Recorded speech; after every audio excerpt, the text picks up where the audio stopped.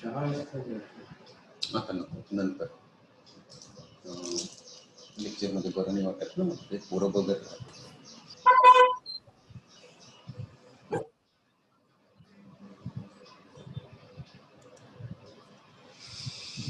Good morning students. Good morning sir. कल हम लोगों ने मॉडिफिकेशन ऑफ लीव्स ये टॉपिक शुरू किया हुआ था और हम लोगों ने देखा था the leaves perform the main function photosynthesis. Rather than photosynthesis, they also take part in the process of transpiration and ascent of sap.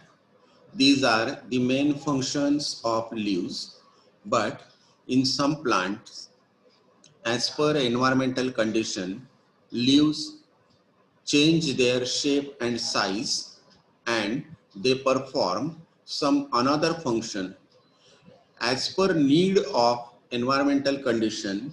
When any organ from plant, they change their shape and size, and according to the environmental condition, when they change their shape and size for a particular region or for particular function, this change is known as adaptation.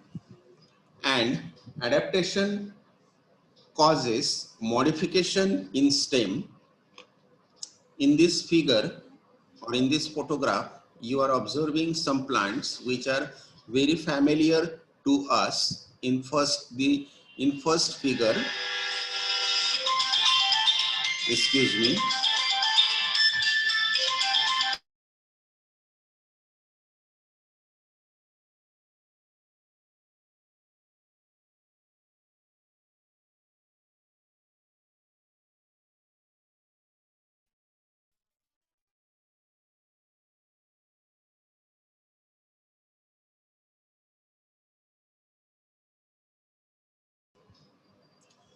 this plant is Opuntia.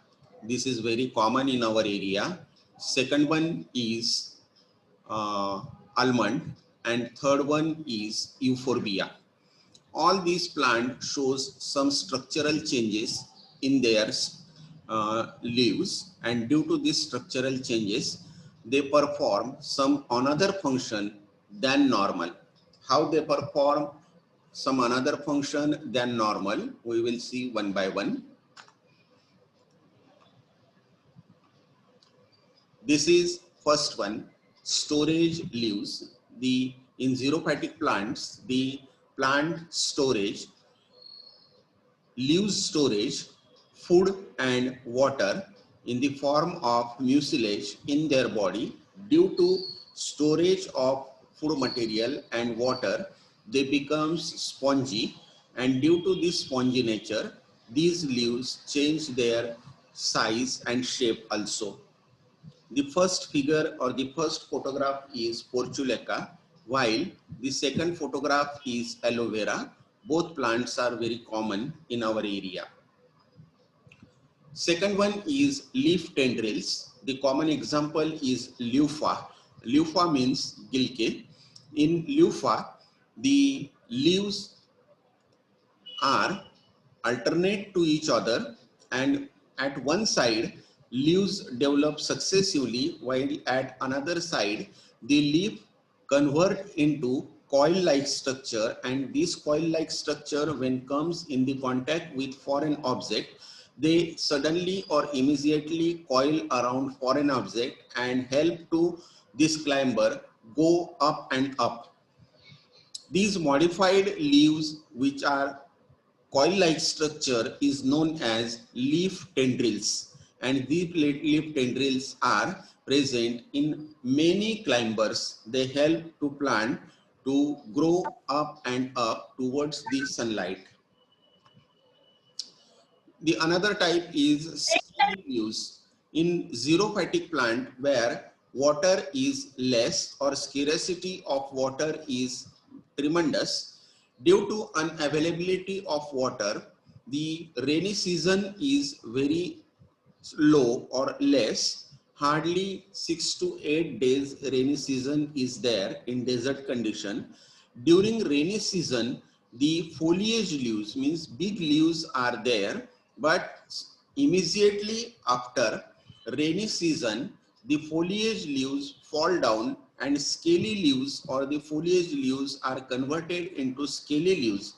These scaly leaves are so minute, so small that they can reduce the rate of transpiration, and when rate of transpiration is reduced, ultimately the water loss is also reduced in plants.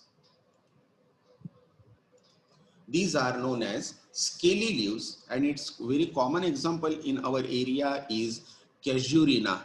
In Marathi, casuarina is known as suru. Suru plant is very common in our area. Even in our botanical garden also, it is present. Another example is leaf hooks. In some climbers, at the another end of leaves, the leaves are modified into hook-like structure. In some plants, these hooks are very soft, while in some plant, they are very hard. Just like the hooks or hangers that we use in our households.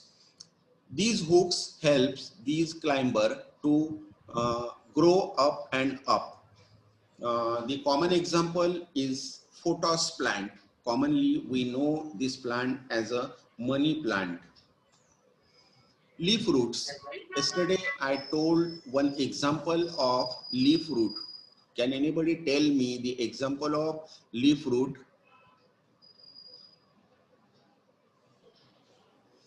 शेवंती. हाँ, उसका botanical name क्या है? Chrysanthemum. Good, very good. Chrysanthemum. ऐसे नाम याद रखने की प्रैक्टिस करो. धीरे धीरे ये नाम आप लोगों को याद होने लग जाएंगे. एक प्रैक्टिस करने की, रोज 2 बॉटनिकल नेम याद करने हैं, ऐसा टारगेट रखने का. 365 दिन में आपके कितने नाम याद हो जाएंगे? अनबिलीवेबल बॉटनिकल नेम्स आप फटाफट बोल पाओगे. इन क्रिसेंथीमम, the leaves or leaf are modified into roots. When they come in contact with soil, they start to grow, and from one leaf again one entire plant can develop. Such type of roots are known as, which the roots which develop from leaf is known as leaf roots, and its common example is chrysanthemum. Phyllodes. These are the very interesting modification observed in leaves. We know that below to the leaf, petioles are present, and in some plants, the petioles are modified just like leaf structure. They functions as a leaf structure. And during the summer season, when heat is more, the leaves fall down. These are known as deciduous plants. Deciduous plants, ऐसे plants जिनके पत्ते गर्मियों के season में नीचे गिर जाते हैं, उन्हें कहा जाता है डेसिडियस प्लांट्स. और ये डेसिडियस प्लांट्स जो होते हैं, अवंतिका ने हाथ ऊपर किया है. कुछ पूछना है बेटा? Sir, touch me not plant will be the which one? Touch me not plant को बॉटनिकल नेम है उसका माइमोसा पुडिका. माइमोसा पुडिका ये माइमोसी फैमिली में से आता है.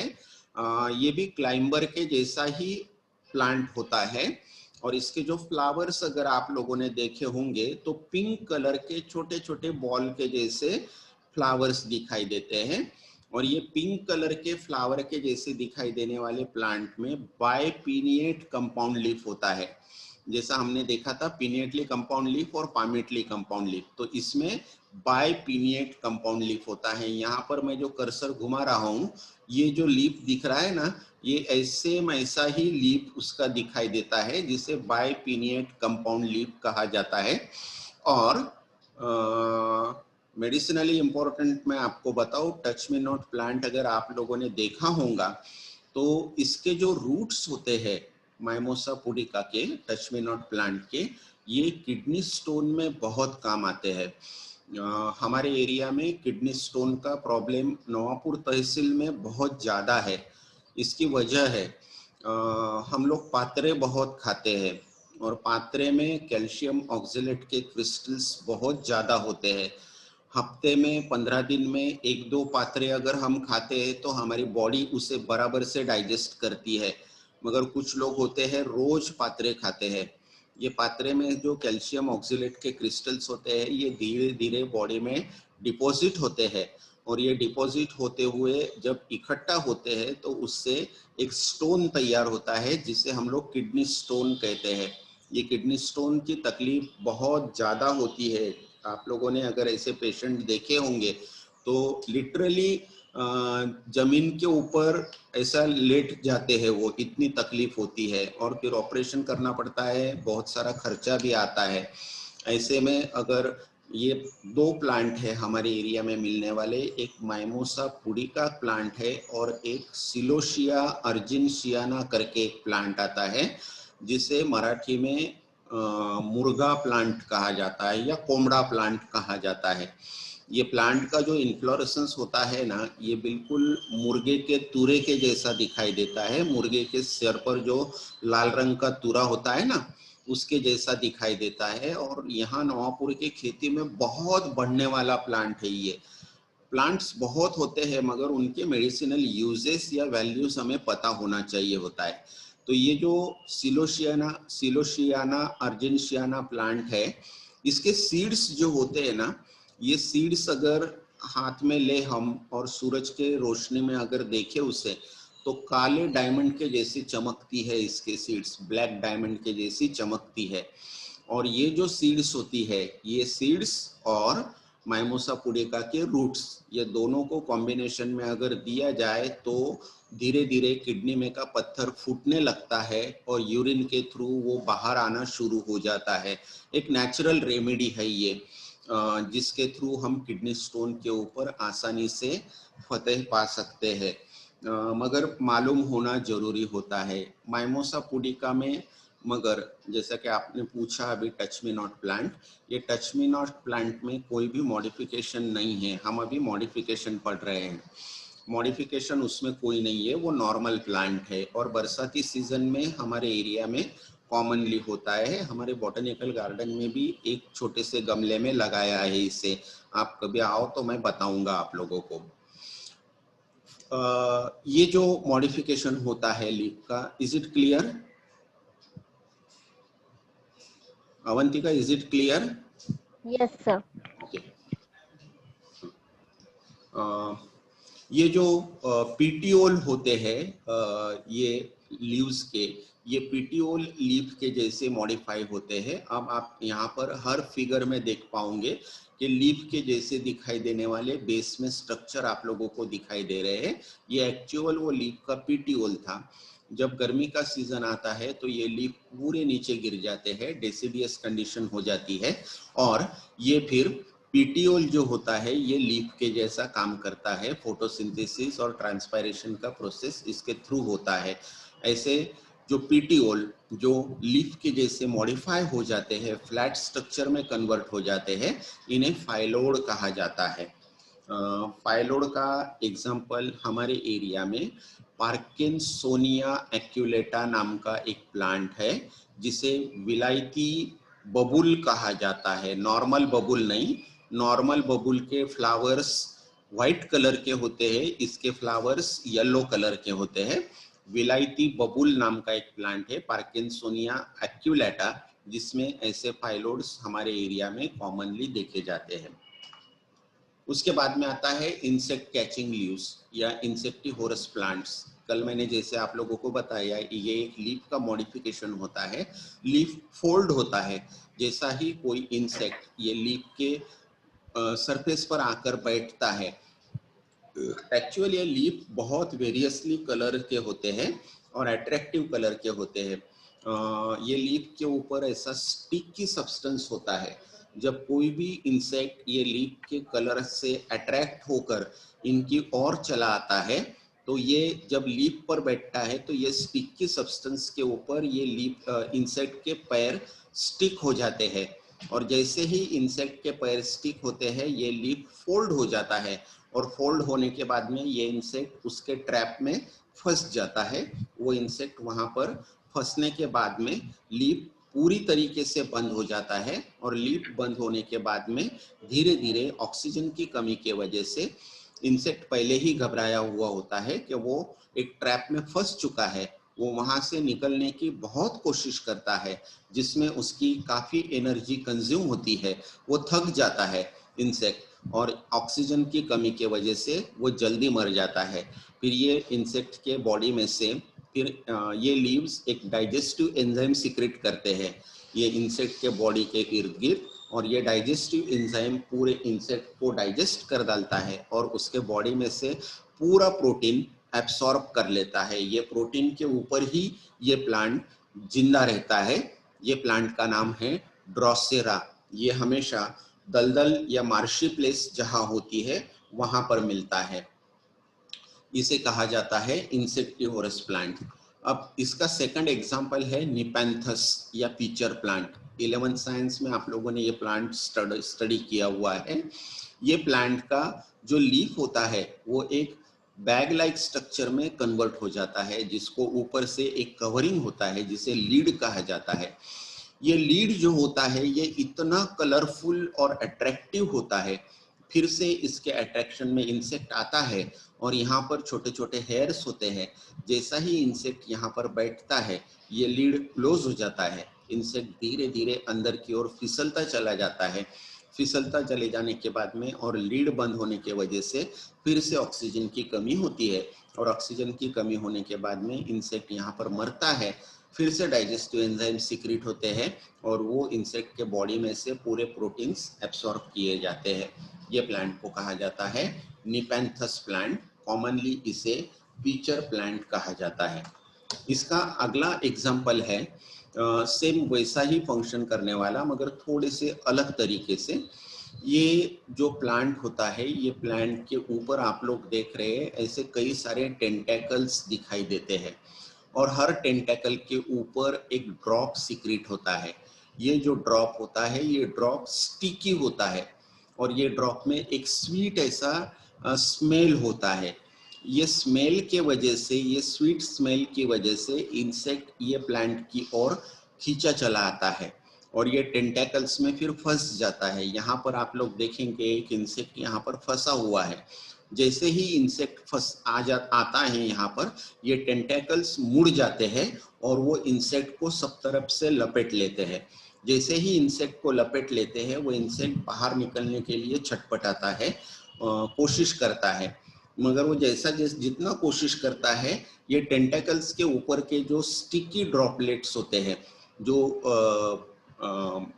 गोंद के जैसा काम करते हैं, गम के जैसा काम करते हैं, ये स्टिकी ड्रॉपलेट के वजह से वो यहाँ से निकल नहीं पाता और धीरे धीरे उसकी डेथ होती है, और फिर से यहाँ पर उसके बॉडी में से प्रोटीन्स ये प्लांट एब्सॉर्ब कर लेता है। ये हुआ लीफ के मॉडिफिकेशन। लीफ के मॉडिफिकेशन में हमने जो टाइप्स देखे वो सब टाइप्स में लीव्स नॉर्मल फंक्शन के अलावा अलग फंक्शन कर रहे हैं। नॉर्मली वो फोटोसिंथेसिस और ट्रांसपायरेशन का प्रोसेस करते हैं, मगर यहाँ पर वो इसके अलावा अलग फंक्शन कर रहे हैं, जिसके वजह से उनमें कई सारे स्ट्रक्चरली चेंजेस हमें देखने मिलते हैं। ये सब स्ट्रक्चरली चेंजेस के वजह से इन्हें मॉडिफिकेशन ऑफ लीफ कहा जाता है। यहाँ पर हम लोग देख रहे हैं ये लीव्स के अलग अलग शेप है। मैंने पीछे भी आप लोगों को बताया था, ये उनके अलग अलग शेप पर से इन्हें नाम दिए जाते हैं। ये जो हम लोगों ने अब तक पढ़े वो उसका सब एक समराइज्ड ऐसा चार्ट है। यहाँ पर वेनेशन है जिसमें हमने पैरेलल वेनेशन और रेटिकुलेट वेनेशन देखा, अलग अलग शेप्स है, अरेंजमेंट है, उनकी मार्जिन्स है, और यहाँ पर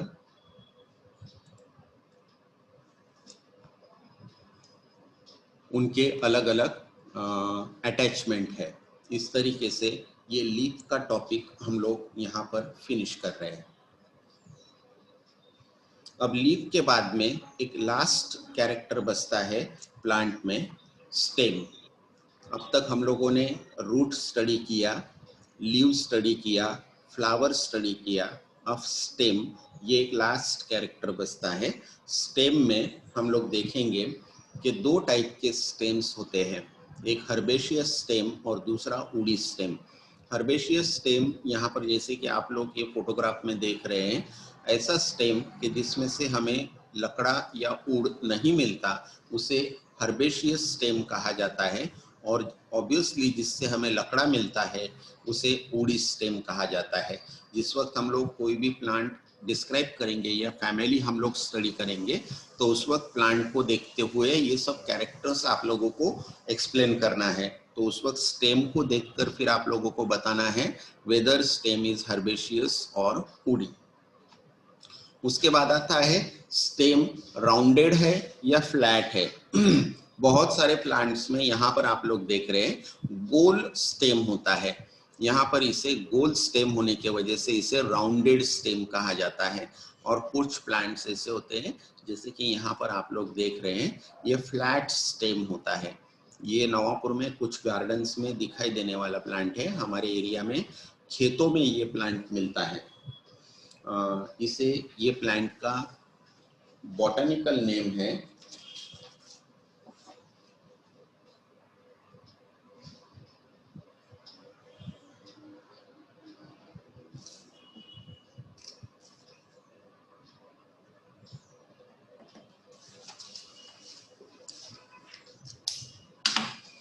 ये प्लांट का नाम बहुत इंटरेस्टिंग है, मुल्लनबेकिया।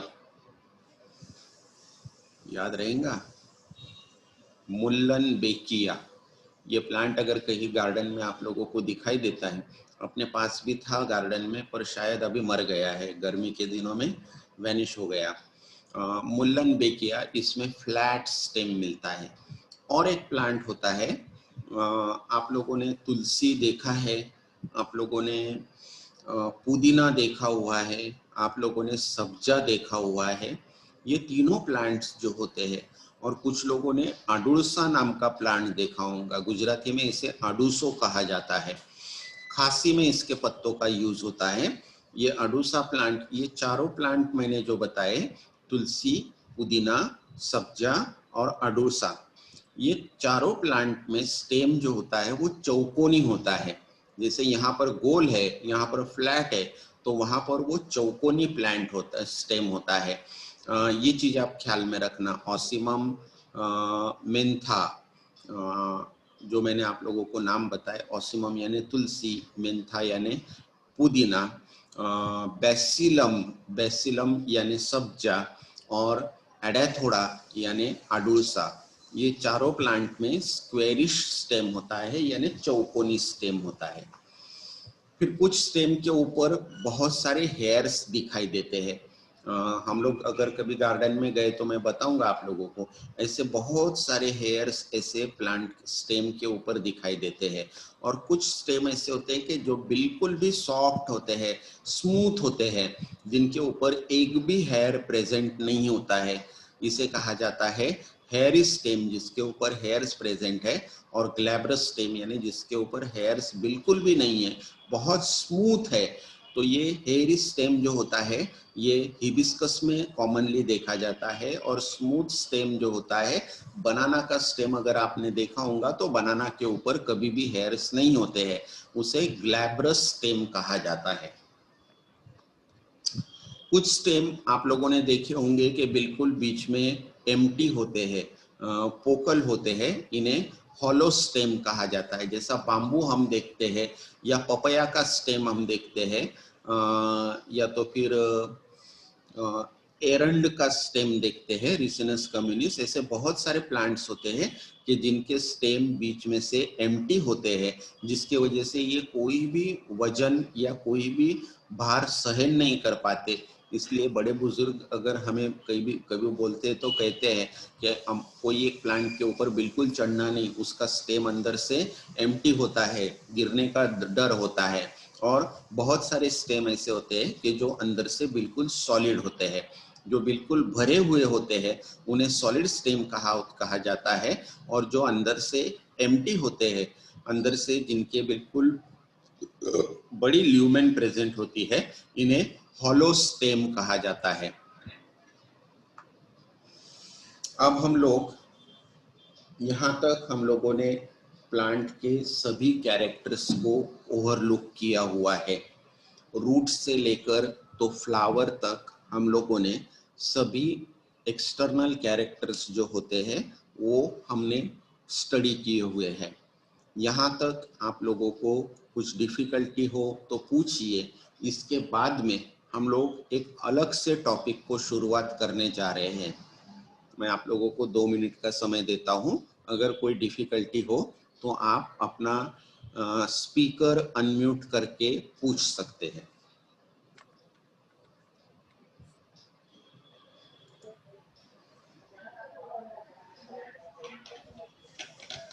नोट्स हाँ बोलिए।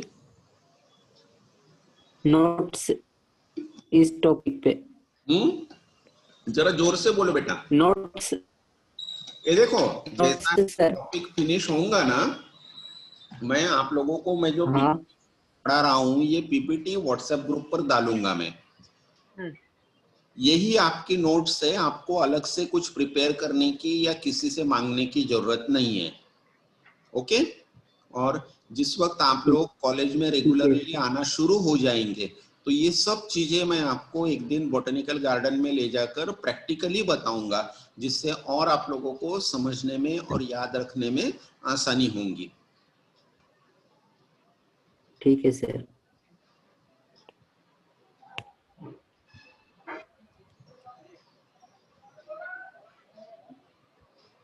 ओके। अब तक हम लोगों ने प्लांट के एक्सटर्नल कैरेक्टर्स सब स्टडी किए। हमने 2 फेज में या 2 हिस्सों में प्लांट को डिवाइड किया था। एक था वेजिटेटिव कैरेक्टर और दूसरा था रिप्रोडक्टिव कैरेक्टर। रिप्रोडक्टिव कैरेक्टर का मतलब होता है फ्लावर। हमने फ्लावर को अच्छे से स्टडी किया, जिसमें हम लोगों ने देखा कि फ्लावर में 4 होल्स होते हैं। सबसे बाहर वाला और पहला होल होता है कैलिक्स, नंबर 2 का होता है करोला, नंबर 3 का होता है एंड्रोशियम और नंबर 4 का होता है गाइनोशियम। अब ये कैलिक्स, करोला, एंड्रोशियम और गाइनोशियम, इसको 2 डायग्रामेटिक फॉर्म में हमें प्रेजेंट करना होता है। अब जैसे कि कैलिक्स अगर डायग्रामेटिक फॉर्म में निकालना है, करोला निकालना है और एंड्रोशियम अगर निकालना है, गाइनोशियम निकालना है, तो इसे किस तरीके से निकाला जाता। और पूरे फ्लावर को, जैसे कि हम लोग अब करीब करीब 5 तो 6 लेक्चर्स हो गए, हम लोग ये सब एक्सटर्नल कैरेक्टर्स सीख रहे हैं। हर कैरेक्टर को एक्सप्लेन करने के लिए मुझे काफ़ी वर्ड्स यूज़ करना पड़ते। जैसे कि कैलिक्स अगर एक्सप्लेन करना है तो मैं आप लोगों को बोलूँगा calyx in number 5, they are protective in bud condition, valvate aestivation, ये ऐसा बहुत सारा उसको एक्सप्लेन करने के लिए बोलना पड़ता है। ये ना करते हुए अगर पूरे फ्लावर को हम लोग सिर्फ एक लाइन में सिंबॉलिक फॉर्म में अगर रिप्रेजेंट करना चाहे तो उसे कहा जाता है फ्लोरल फॉर्मूला। अब फ्लोरल फॉर्मूला किस तरीके से बनाया जाता है, ये कोई भी बना सकता है। आप लोग, मैं इसे एक्सप्लेन करता हूँ, आप लोग अगर गौर से सुनेंगे तो कोई भी फ्लावर अगर आपके सामने है, आप उसका नाम जानते हो या ना जानते हो, आप उसका floral formula with in 5 minutes बना सकते हैं। वो किस तरीके से बना सकते हैं मैं आप लोगों को बताऊंगा। ये मैं पढ़ाने के बाद में आपके मकान के इर्द गिर्द या आपके इर्द गिर्द कोई भी फ्लावर अगर आपको मिलता है तो वो फ्लावर आप स्टडी करके उसका फ्लोरल फॉर्मूला बना सकते हैं।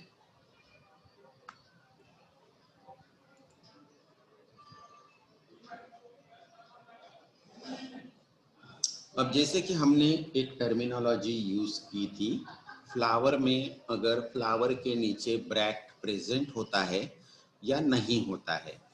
फ्लावर के नीचे अगर ब्रैक्ट प्रेजेंट होता है तो हमने उसे कहा था ब्रैक्टिएट फ्लावर, और अगर नहीं है तो उसे हमने कहा था ई ब्रैक्टिएट फ्लावर। तो अब हमें सिंपल फॉर्मूला में अगर लिखना है तो हम लोग अगर फ्लावर हमारा ब्रैक्टिएट है तो उसे बी आर लिखेंगे, कैपिटल बी और छोटा आर। ये इतना सिर्फ बी आर लिख दिए तो समझने वाला समझ जाएगा कि बच्चा जो फ्लावर एक्सप्लेन करना चाह रहा है उसमें ब्रैक्ट प्रेजेंट है। अब कैलिक्स को अगर रिप्रेजेंट करना है हमें तो सिर्फ के लिखना है, करोला को अगर रिप्रेजेंट करना है तो सिर्फ सी लिखना है। मैंने आप लोगों को बताया था कुछ प्लांट्स ऐसे होते हैं कि जिनमें कैलिक्स और करोला एब्सेंट होता है और उनके जगह पर एक दूसरा कैरेक्टर प्रेजेंट होता है जिसे कहा जाता है पेरियांत। पेरियांत अगर ओ धीरे बोमार ने बोल रहे, पेरियांत अगर प्रेजेंट होता है तो उसे पी कहा जाता है या पी ये शब्द से रिप्रेजेंट किया जाता है। फिर होता है एंड्रोशियम। एंड्रोशियम जो होता है ये एंड्रोशियम ए वर्ड से रिप्रेजेंट किया जाता है। गाइनोशियम जी वर्ड से रिप्रेजेंट किया जाता है। अब गाइनोशियम में हम लोगों ने देखा था कि ओहरी सुपीरियर या इंफीरियर दो टाइप की ओहरी हमने देखे थे, इपिगाइनस और हाइपोगाइनस। तो इपिगाइनस ओहरी अगर है यानी सुपीरियर ओहरी अगर है तो गाइनोशियम का जो जी हमने निकाला हुआ है ये जी के नीचे एक छोटी सी लाइन खींचनी है हमें, यानी ये सुपीरियर ओहरी हुई। और अगर इंफीरियर ओहरी यानी हाइपोगाइनस इपिगाइनस ओहरी अगर है तो जी के ऊपर माथे पर एक छोटी सी लाइन हमें खींचनी है। अब अगर हमारा फ्लावर बाइसेक्सुअल है, जैसे कि आप यहाँ पर देख रहे हैं, यानी मेल और फीमेल दोनों सेक्सेस एक ही फ्लावर में अगर प्रेजेंट होते हैं तो उसे इस सिंबल से रिप्रेजेंट किया जाता है। और अगर समझो हमारा फ्लावर यूनिसेक्सुअल है, जैसे कि यूनिसेक्सुअल का मतलब या तो मेल होगा या फीमेल, एक ही सेक्स एक फ्लावर में प्रेजेंट होगा। अगर सिर्फ मेल प्रेजेंट होता है तो ये सिंबल हम लगाएंगे, और फीमेल अगर होता है तो ऐसा सिंबल हम लोग वहां पर रिप्रेजेंट करेंगे। यानी मेल, फीमेल या बाइसेक्सुअल, ये तीनों में से जो कंडीशन होंगी वो एक ही सिंबल हम लोग वहां पर लगाएंगे। फिर हम लोगों ने एक टर्मिनोलॉजी पढ़ी थी, एक्टिनोमॉर्फिक फ्लावर। एक्टिनोमॉर्फिक फ्लावर का मतलब होता है कि ऐसा फ्लावर जिसे किसी भी एंगल से अगर डिवाइड करते हैं तो हमें दो इक्वल पार्ट मिलते हैं, इसे एक्टिनोमॉर्फिक फ्लावर कहा जाता है। एक्टिनोमॉर्फिक फ्लावर अगर है हमारे पास तो उसे हम लोग ऐसा सिंबल देंगे, राउंड करके बीच में प्लस करना है। और अगर जाइगोमॉर्फिक फ्लावर हमारे पास है, जैसे कि ऐसा फ्लावर जिसे किसी एक ही एंगल के डिवाइडेशन से दो इक्वल पार्ट मिलते हैं, बाकी किसी भी एंगल से डिवाइड करो तो उसके दो इक्वल पार्ट नहीं मिलते हैं, सिर्फ एक ही एंगल से मिलते हैं, उसे जाइगोमॉर्फिक फ्लावर कहा था हमने। ये जाइगोमॉर्फिक फ्लावर के लिए इस तरीके से रिप्रेजेंटेशन या सिंबल दिया जाता है।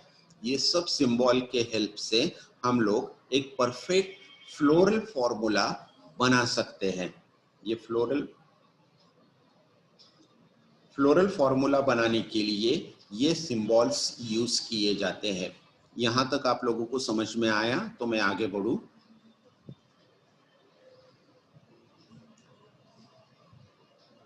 Okay sir. ओके,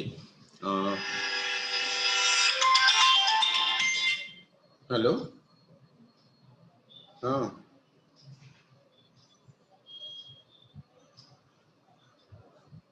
मग जाऊ दे ना, आपल्याला काय करायचं?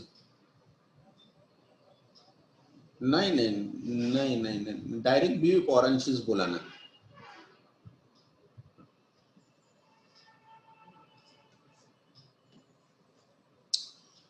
ये इस तरीके से फ्लोरल फॉर्मूला बनाने के सिंबल्स है। अब फ्लोरल फॉर्मूला बनने के बाद में हमें फ्लोरल डायग्राम भी बनाना पड़ती है। अब फ्लोरल डायग्राम ये एक ऐसी चीज होती है, ये डायग्राम पर से वो फ्लावर या वो फैमिली हमें एग्जैक्टली आइडेंटिफाई करते आती है, यानी वो फैमिली में से उसके कॉमन कैरेक्टर्स और उसके स्पेशल कैरेक्टर्स, ये दोनों चीजें वो डायग्राम में आ जाती है, जिस पर से हम वो फ्लावर को एग्जैक्टली या वो फैमिली को एग्जैक्टली आइडेंटिफाई कर सकते हैं। ये जो फ्लोरल डायग्राम होती है, ये फ्लोरल डायग्राम कैलिक्स से लेकर गाइनोशियम तक सभी होल्स को या सभी पार्ट्स को रिप्रेजेंट करती है। अब ये फ्लोरल डायग्राम बनाने के लिए कुछ सिंबल्स यूज किए जाते हैं, जैसे कि मैंने अभी थोड़ी देर पहले आप लोगों को बताया, ब्रैक्ट अगर है फ्लावर में तो उसे BR के नाम से बताएंगे, ब्रैक्टिएट फ्लावर। अगर ब्रैक्टियोल्स है, जैसे कि मैंने आपको ब्रैक्ट और ब्रैक्टियोल्स पढ़ाते वक्त बताया था कि ब्रैक्ट के साथ साथ ब्रैक्टियोल्स भी प्रेजेंट होते हैं, तो उसे BRL के सिंबल से बताया जाएगा। अगर ब्रैक्ट एब्सेंट होती है तो उसे ई ब्रैक्टिएट कहा जाता है, उसे EBR ये नाम से रिप्रेजेंट किया जाता है।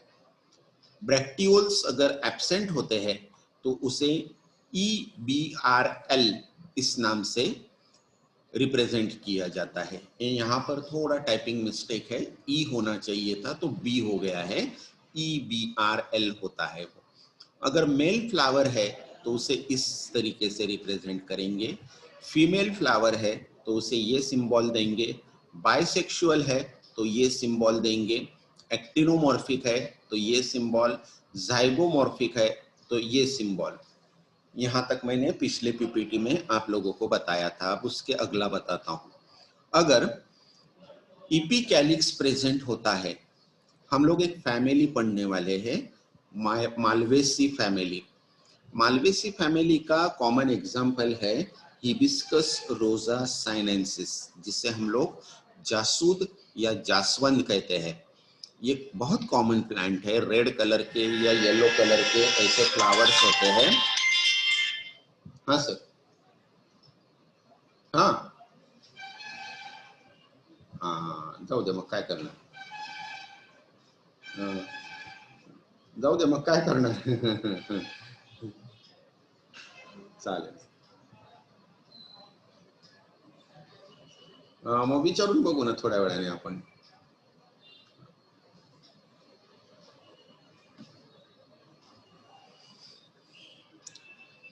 हिबिस्कस रोजा साइनेंसिस हम लोग पढ़ने वाले हैं।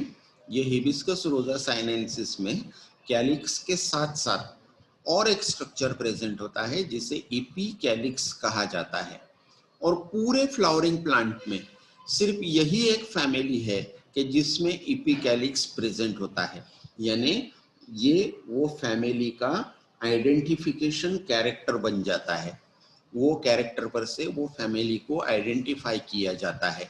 ऐसा इपीकैलिक्स मालवेसी फैमिली में होता है, वहां पर हमें उसे EP के नाम से डालना है। अब हमने कैलिक्स और करोला पढ़ते वक्त कुछ दो टर्मिनोलॉजी पढ़ी थी हमने, पॉलीसेपेलस और गैमोसेपेलस, पॉलीपेटैलस और गैमोपेटैलस। पॉलीसेपेलस का मतलब होता है सेपल्स यानी कैलिक्स अगर आपस में फ्री होते हैं तो उसे पॉलीसेपेलस कंडीशन कहा जाता है, ये मैंने आपको बताया है। अगर सेपल्स फ्री होते हैं तो कैलिक्स को के ये वर्ड से रिप्रेजेंट किया जाता है, और अगर कैलिक्स यूनाइटेड है, इसकी बॉर्डर्स अगर आपस में फ्यूज हो रही है जिसके वजह से वो यूनाइटेड हो जाता है, तो कैलिक्स के सिंबल के इर्द गिर्द हमें ब्रैकेट बनाना है।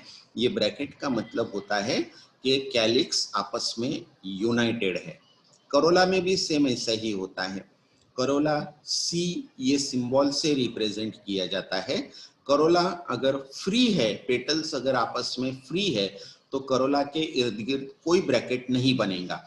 मगर जैसे कि धतूरा में हम लोग देखते हैं कि करोला आपस में यूनाइटेड होता है, आपस में फ्यूज होता है, तो इसे कैलिक्स के इर्द गिर्द एक ब्रैकेट बनाएंगे और कोरोला को यूनाइटेड यानी गैमोपेटैलस कंडीशन है, ऐसा हम लोग बता सकेंगे। अब यहां पर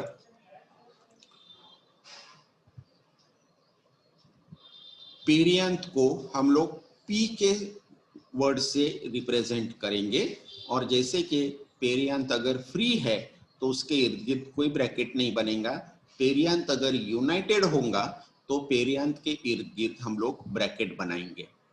अब एंड्रोशियम का भी सेम ऐसा ही है।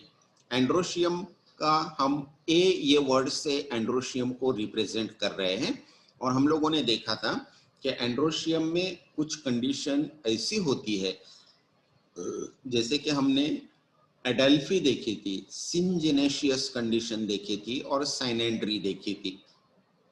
एडेल्फी में हम लोगों ने एक टाइप देखा हुआ था, डाई एडेल्फस कंडीशन।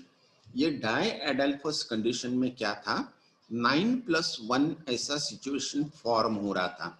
9 स्टेमन्स आपस में यूनाइट होते हैं और एक स्टेमन अकेला रहता है।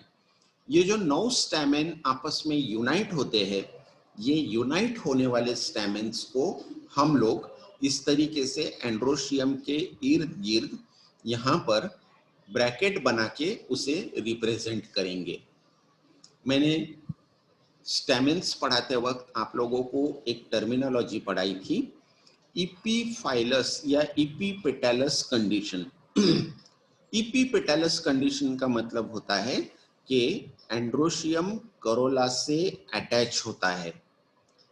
एंड्रोशियम कोरोला से अटैच होता है, उसे हम लोग इपीपेटैलस कंडीशन कहते हैं। इपी मीन्स ऊपर और पेटैलस मीन्स कोरोला। कोरोला के ऊपर एंड्रोशियम अगर अटैच होता है तो हम लोग उसे कैसा रिप्रेजेंट करेंगे, कोरोला का सी, एंड्रोशियम का ए, और ऊपर एक एरो लगाएंगे। ये एरो का मतलब है एंड्रोशियम कोरोला के ऊपर अटैच हो रहा है। सेम ऐसा ही एक टर्मिनोलॉजी होती है इपीफाइलस कंडीशन। अगर एंड्रोशियम पेरियांत से अटैच होता है तो उसे इपीफाइलस कंडीशन कहा जाता है। अब ये हुआ एंड्रोशियम के बारे में। अब गायनोशियम जो है, ये गायनोशियम अगर एपोकार्पस कंडीशन है, मैंने गायनोशियम पढ़ाते वक्त आप लोगों को बताया था कि गायनोशियम में 1, 2, 3, 4 ऐसे ओहरी होते हैं, मगर ये ओहरी आपस में फ्री होते हैं, जिसे फ्री गायनोशियम कहा जाता है या एपोकार्पस कंडीशन कहा जाता है। अगर एपोकार्पस कंडीशन प्रेजेंट होती है तो हम लोग सिर्फ गायनोशियम को जी ये वर्ड से रिप्रेजेंट करेंगे। अगर सिन कार्पस कंडीशन प्रेजेंट होती है, सिन कार्पस कंडीशन का मतलब होता है गायनोशियम आपस में यूनाइट हुए होते हैं। अगर गायनोशियम आपस में यूनाइट है यानी सिन कार्पस कंडीशन अगर प्रेजेंट है तो गायनोशियम के इर्द गिर्द हम लोग ब्रैकेट बनाएंगे। अब ओहरी सुपीरियर है तो गायनोशियम यानी जी के नीचे हम लोग एक लाइन खींचेंगे, और इंफीरियर ओहरी अगर है तो गायनोशियम यानी जी सिंबल के ऊपर हम लोग एक लाइन खींचेंगे। ये नीचे और ऊपर जो लाइन है इसे आप लोगों को ख्याल रखना है। इस तरीके से ये फ्लोरल फॉर्मूला में ये सिंबल्स यूज किए जाते हैं। ये समझ में आया आप लोगों के? Yes sir. सर, कोरोला क्रूसिफॉर्म का क्या मतलब होता है? क्रूसिफॉर्म बेटा, ये कोरोला जो होता है ना, कोरोला में बहुत सारे टाइप्स होते हैं। जैसे कि मैंने थोड़ा सा स्पीड में लिया था वो टॉपिक, टाइप्स ऑफ कोरोला और टाइप्स ऑफ कैलिक्स, एक 2 पीपीटी गई थी अपनी।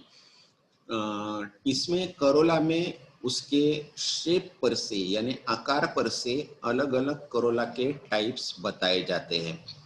जैसे कि मैंने आप लोगों को एस्टिवेशन पढ़ाते वक्त एक एस्टिवेशन बताया था, वैक्सिलरी एस्टिवेशन, जिसमें स्टैंडर्ड, कील और विंग्स ऐसे बताए थे आप लोगों को।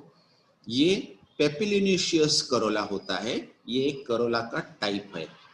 अब क्रूसिफॉर्म कोरोला जो होता है ना, आप लोगों ने सरसों देखा हुआ है? हाँ सर। Yes sir. सरसों के फ्लावर कौन से कलर के होते हैं? येलो। गुड। तो ये येलो। जो सरसों के जो फ्लावर्स होते हैं ना, कौन सा colour? Yellow. Yellow. Very good. ये जो सरसों के जो फ्लावर्स होते हैं जिसे हम लोग राई कहते हैं, ये राई के जो फ्लावर्स होते हैं ये येलो कलर के होते हैं और इनमें 4 पेटल्स होते हैं। और चारों जो पेटल्स होते हैं ये चारों पेटल्स आपस में क्रॉस कंडीशन में अरेंज होते हैं। हम मल्टीपल का जो सिंबल लगाते हैं ना क्रॉस, वो मल्टीपल के सिंबल के जैसे अरेंज हुए होते हैं, इसलिए इसे क्रूसीफॉर्म कोरोला कहा जाता है। क्रॉस लाइक कंडीशन में पेटल्स अरेंज होते हैं, इसलिए इसे क्रूसीफॉर्म कोरोला कहा जाता है। हम लोग जिस वक्त प्रैक्टिकल करेंगे एक्चुअल, तो उस वक्त मैं आप लोगों को बताऊंगा कितने इंटरेस्टिंग नाम होते हैं और कैसे कैसे होते हैं। एक सैल्वर शेप्ड कोरोला होता है। आप लोगों ने बारमासी प्लांट देखा है जिसे मराठी में सदाफुली कहते हैं। White Yes, sir. और हाँ, व्हाइट और थोड़े से जामुनी कलर के, पिंक कलर के फ्लावर्स होते हैं। ये जो बारमासी के फ्लावर्स होते हैं ना, इसको अगर आप ऐसा सामने पकड़ के देखें तो पुराने जमाने में बार में वाइन सर्व करने के लिए एक स्पेशल ट्रे बना हुआ होता था जिसको नीचे से हैंडल होता था और ऊपर से बिल्कुल फ्लैट होता था। यानी एक फ्लैट स्ट्रक्चर जिसको नीचे से हैंडल बना है, जो वेटर वो हैंडल को पकड़कर घूमता था। तो ये जो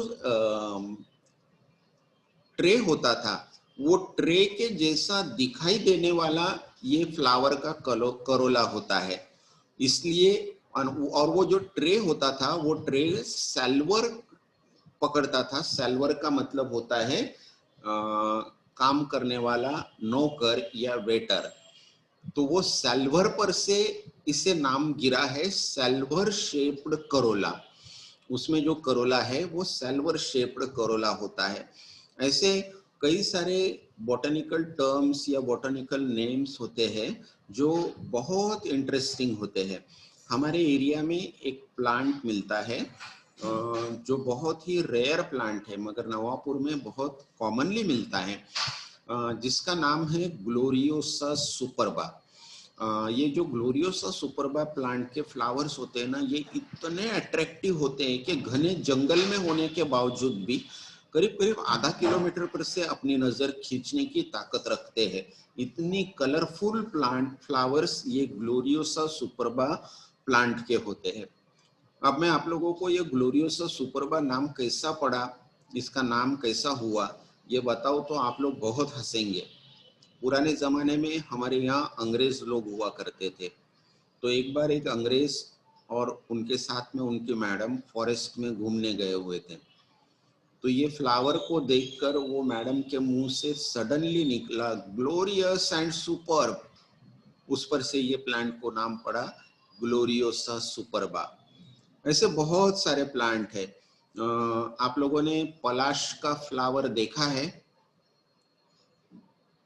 गर्मी के दिनों में अपने यहाँ मिलता है पड़स। पड़स Yes, sir. ये सूडो बोलते हैं सर। गुजराती में।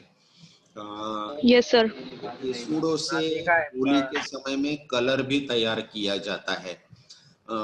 ये जो पलाश का फ्लावर होता है ना, इसको अगर किसी फॉरेस्ट में अगर हम जाते हैं और एक बड़े से माउंटेन के ऊपर खड़े रह के पूरे फॉरेस्ट के तरफ अगर देखते हैं ना, तो गर्मी के सीजन में कंडीशन ऐसी होती है। अभी थोड़ी देर पहले मैंने एक टर्म यूज की थी, डेसीडियस प्लांट या डेसीडियस फ्लावर। डेसीडियस का मतलब होता है गर्मी के दिनों में प्लांट के ऊपर के सभी पत्ते नीचे गिर जाते हैं, यानी पूरा जंगल बिल्कुल उजाड़ वीरान दिखाई देता है। और सिर्फ पलाश के ऐसे फ्लावर्स होते हैं कि जो डार्क रेड कलर में खिले हुए होते हैं गर्मी के दिनों में पूरे फॉरेस्ट में। तो ये जो ऊपर से लंबे से अगर हम लोग देखते हैं ना, तो ऐसा लगता है कि फॉरेस्ट में आग लग गई है कहीं पर, इतना डार्क रेड कलर होता है इसका। तो ये डार्क रेड कलर के वजह से और वो फायर लगी हुई है इस पर से किसी ने कल्पना की थी कि ये प्लांट का नाम हो सकता है फायर ऑफ द फॉरेस्ट। ऐसे बहुत सारे इंटरेस्टिंग नाम होते हैं, इंटरेस्टिंग चीजें होती है जो प्लांट से एसोसिएट होती है। वैसा ही क्रूसीफॉर्म करोला है जो क्रॉस कंडीशन में होने के वजह से इसे क्रूसीफॉर्म कहा जाता है, और वो फैमिली का इंपॉर्टेंट कैरेक्टर भी बन गया है। उसी पर से वो फैमिली को नाम भी दिया गया है क्रूसीफेरी फैमिली। Okay, yes sir. अब हम लोग फ्लोरल फॉर्मूला किस तरीके से बनाएं ये यहाँ पर हम लोगों ने सीखा। अब हम लोग फ्लोरल डायग्राम बनाने के लिए जो अलग अलग सिंबल्स यूज किए जाते हैं वो सिंबल्स हम लोग देखेंगे। जैसे कि फ्लावर ये इन्फ्लोरेसेंस एक्सिस में अटैच हुआ होता है, इसे कहा जाता है मदर एक्सिस। ये मदर एक्सिस को इस तरीके से रिप्रेजेंट किया जाता है। ये मदर एक्सिस हर फ्लोरल डायग्राम के ऊपर आप लोगों को दिखाई ही देंगी ही, उसके बिना फ्लोरल डायग्राम कंप्लीट नहीं होता है। कैलिक्स को अगर रिप्रेजेंट करना है तो उसे ऐसे सिंबल से रिप्रेजेंट किया जाता है। करोला को अगर रिप्रेजेंट करना है तो उसे ऐसे सिंबल से रिप्रेजेंट किया जाता है। फिर हम लोगों ने देखा था एंड्रोशियम में दो टाइप हमने देखे थे, डायथिकस स्टैमेंस एंड मोनोथिकस स्टैमेंस। अगर एंड्रोशियम यानी स्टैमेंस दो सेल्स से या दो कंपार्टमेंट से अगर बने हैं तो उसे डायथिकस कहा था हमने। डायथिकस स्टैमेंस अगर है तो उसे ऐसे दो कंपार्टमेंट से रिप्रेजेंट किया जाता है, और सिर्फ अगर एक ही सेल से बना हुआ है तो उसे मोनोथिकस यानी एक कंपार्टमेंट से रिप्रेजेंट किया जाता है। फिर उसके बाद आता है गाइनोशियम। फिर गाइनोशियम में ओहरी जो टाइप की है, मैंने आप लोगों को अलग अलग प्लेसेंटेशन के टाइप्स बताए थे, और ओहरी में कितने चेम्बर्स होते हैं ये भी आप लोगों को बताए थे। उसके प्लेसेंटेशन के टाइप से और ओहरी में कितने चेम्बर्स है ये स्टडी करने के बाद में हम लोग जिस वक्त स्टडी करते हैं तो फ्लावर को ओपन करते हैं, और ओपन करके उसके गाइनोशियम का सेक्शन लिया जाता है, और ये सेक्शन में माइक्रोस्कोप में देखकर हम लोग स्टडी करते हैं कि उसमें कितने चेम्बर्स ओहरी में प्रेजेंट है। दो चेम्बर्स अगर है तो एक चेम्बर में कितने ओव्यूल्स प्रेजेंट है, और फिर वो हमें जैसा हम लोग ऑब्जर्व करते हैं वैसा हमारे फ्लोरल डायग्राम में हमें स्केच करना होता है।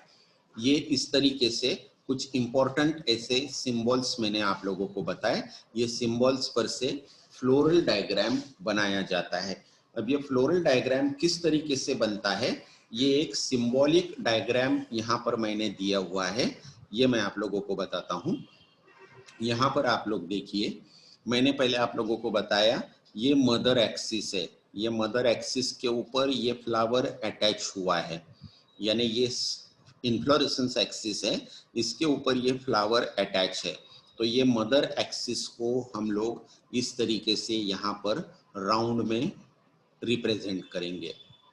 फिर ये फ्लावर में यहाँ पर हम लोग देख रहे कि नीचे की ओर ये ब्रैक्ट प्रेजेंट है, तो ये ब्रैक्ट को यहाँ पर इस तरीके से रिप्रेजेंट किया गया।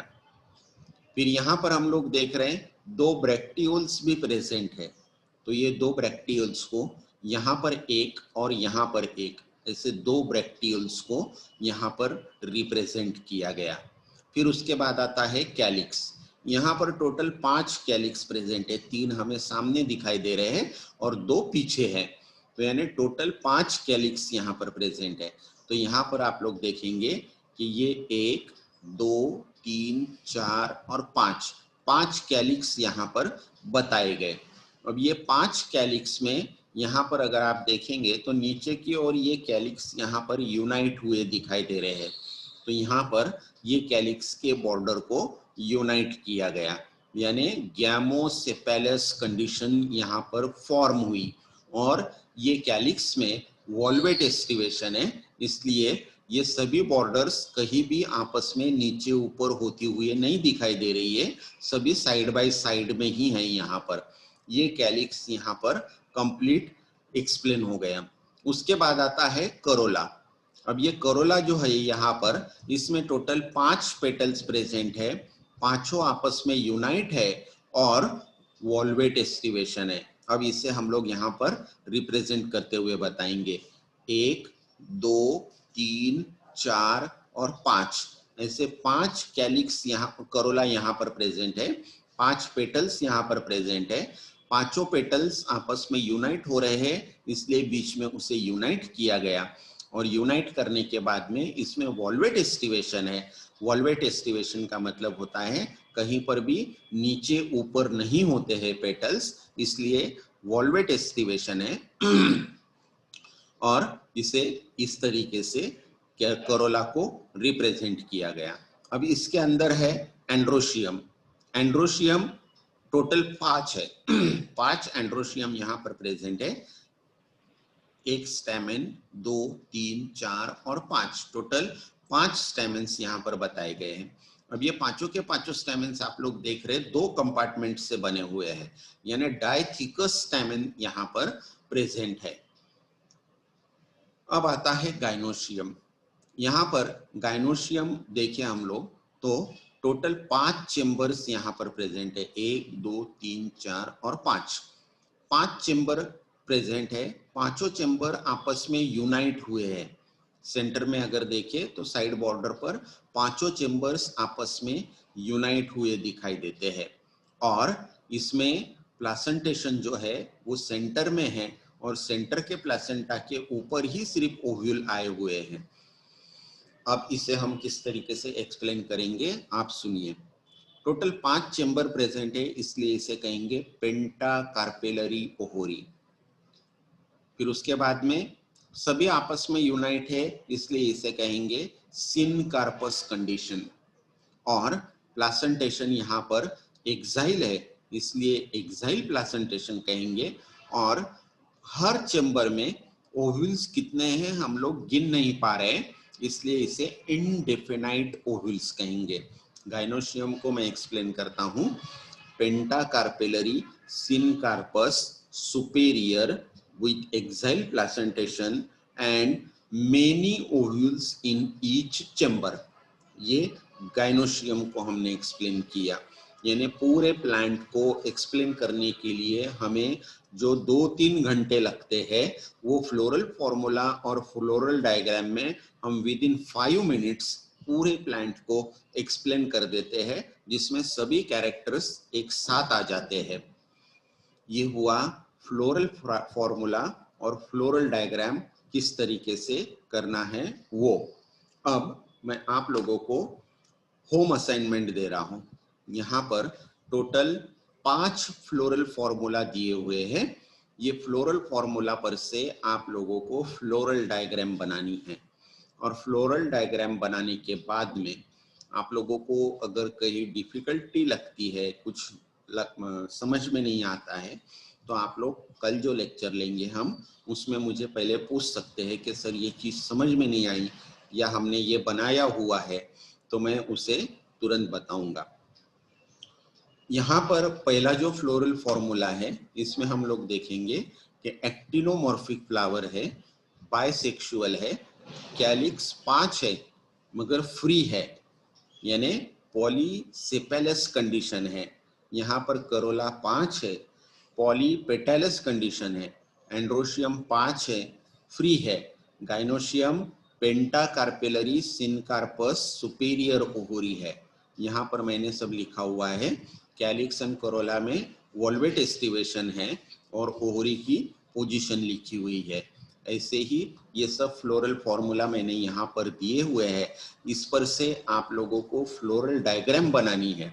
मैं अभी 1 घंटे के अंदर ये पूरा पीपीटी का जो प्रेजेंटेशन है आपके रेफरेंस के लिए, आपको अगर कुछ मदद चाहिए तो ये पीपीटी का पूरा प्रेजेंटेशन अपने व्हाट्सएप ग्रुप पर डाल रहा हूँ। इसके हेल्प से आप फ्लोरल डायग्राम आप लोगों को बनाना है और फ्लोरल डायग्राम बनाने के बाद में कल 9:30 बजे से 9:45 बजे के बीच में आप लोगों को व्हाट्सएप ग्रुप पर आपके जो फ्लोरल डायग्राम आप लोग बनाएंगे उसके फोटो निकाल के व्हाट्सएप ग्रुप पर आप लोगों को डालना है। आप एक केयर ऐसी लेना है कि पांचों के पांचों फ्लोरल डायग्राम एक ही पन्ने पर निकालनी है और एक ही पन्ना आप लोगों को व्हाट्सएप ग्रुप पर डालना है। ये आपका टेस्ट है। फिर उसमें से मैं आप लोगों को समय इसलिए दे रहा हूँ क्योंकि कुछ बच्चे अभी आधे घंटे में डाल देंगे, फिर उनका देखकर बाकी बच्चे कॉपी करेंगे। ये हमें देखना नहीं है। हमें किसी को बताना नहीं है कि हम कितने होशियार है या हमें नहीं आता है। ये सिर्फ हमें कितना समझ में आया इसके लिए जाने वाली टेस्ट है।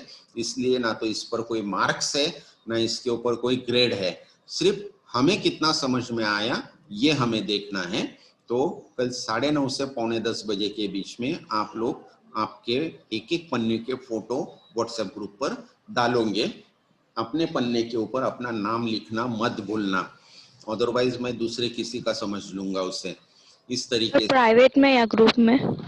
आप चाहे तो प्राइवेट नंबर पर भी डाल सकते हो बेटा, वो ज्यादा बेटर रहेगा, यानी कोई देख ही नहीं पाएगा। आप अगर मेरे प्राइवेट नंबर पर डाल रहे हैं तो आप कभी भी डाल सकते हैं, उसके लिए समय की कोई पाबंदी नहीं है। आप 1 घंटे में भी डाल सकते हैं या कल 9 बजे तक भी डाल सकते हैं। इस तरीके से हम लोग देखेंगे कि हमने अब इतने 5-6 लेक्चर्स में जो पढ़ा वो अपने कितने समझ में आया या नहीं आया। ऐसा ये सब चीजें आप लोगों को कल 9 बजे तक अपलोड करनी है। यहाँ पर हम लोग जो एक्सटर्नल कैरेक्टर्स है हमारे प्लांट्स के, वो हम लोग यहाँ पर फिनिश कर रहे हैं। कल से हम लोग एक्चुअल फैमिलीज कैसी स्टडी की जाती है वो देखना शुरू करेंगे। और पहली फैमिली हम लोग स्टडी करेंगे कल, जिसका नाम है मालवेसी। ये मालवेसी फैमिली आप लोगों को कल मैं बिल्कुल डिटेल में पढ़ाऊंगा अगले लेक्चर्स में। और फिर उसके बाद में हम लोग दूसरे अलग अलग चैप्टर्स को शुरुआत करेंगे। यहाँ पर हम लोग रुक रहे हैं। ये टॉपिक आज यहाँ पर फिनिश होता है। Thank you.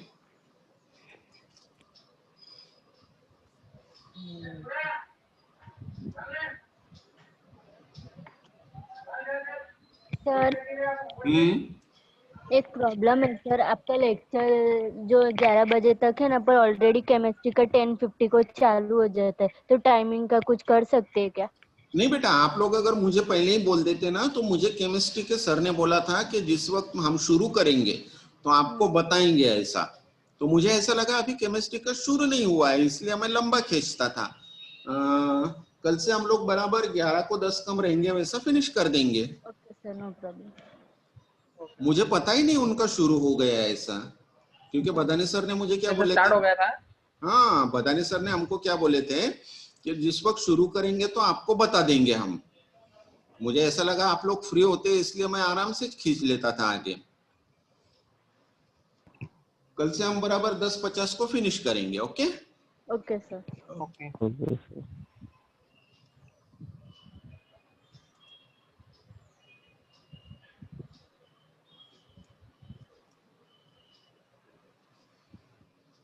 ये